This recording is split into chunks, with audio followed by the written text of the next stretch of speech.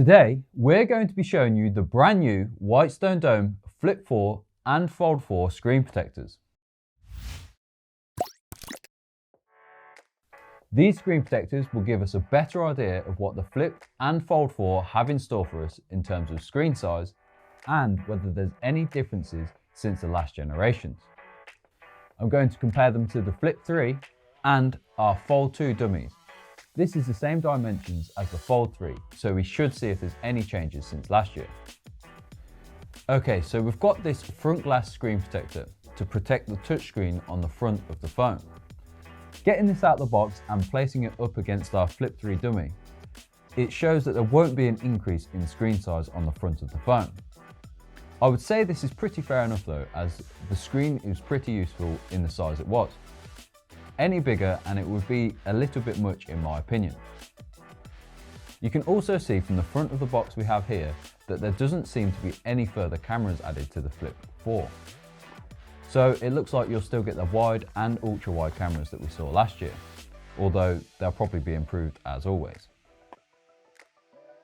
Getting the film screen protector that fits the inside of the phone out of the box and lining it up against the dummy shows that there won't actually be an increase or change in size to the internal screen. This means that the Flip4 will most likely be pretty similar to the previous generations. So most likely we're going to see more colours for this phone and other things like camera improvements and other bumps in specs. One thing I will note though is that this Whitestone Dome screen protector and frame makes this installation a doddle. Moving on to the Fold4, we have a few different screen protectors for this one. We have the normal glass ones that fit with the generic adhesive. Then we have these special Whitestone Dome ones where you have to do the installation frame, pour on the adhesive, drop the screen protector on, then use the included UV light to harden the adhesive. These, in my opinion, are often a little bit stronger than the normal ones, but they tend to be a little bit harder to install. Then we also have the film screen protectors, which will fit the inside of the screen and the outside of the screen.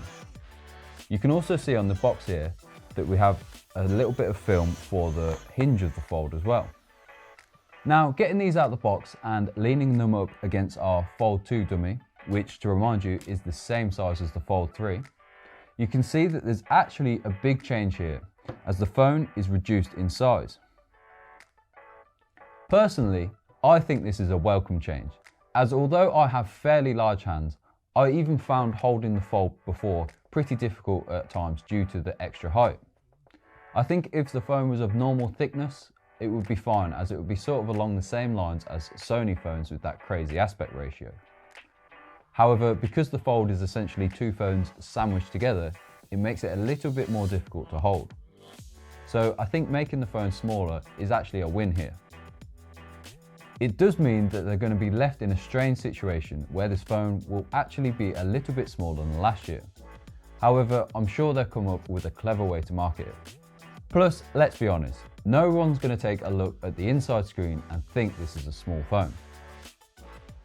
Looking at the film screen protector that goes on the inside of the phone confirms this, and you can see that the screen is a little bit shorter and just that touch bit wider. You can also see that the camera has actually moved from the center of the right hand side of the phone to the top right hand corner. This means that if they use the same display technology as last year where the camera is hidden behind the screen, it probably won't be as noticeable, as it won't be in the center of the screen. Now, when we bought the Fold3 last year, we installed the Whitestone Dome screen protectors on the outside and on the inside screens. This meant that there was absolutely no scratches on the screen and that the delicate inside screen never saw any damage. This meant that when we did actually come to sell the phone, the person that bought it was extremely happy with the pristine condition of the device. This means if you're looking to get a Flip4 or Fold4, I would 100% recommend getting the Whitestone Dome screen protectors, as they're not cheap to repair if they're damaged.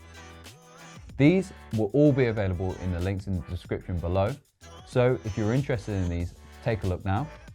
And if you're interested in more Fold4 and Flip4 content, please like and subscribe. Also, head over to the mobile phone store to see what other accessories we have for these new devices.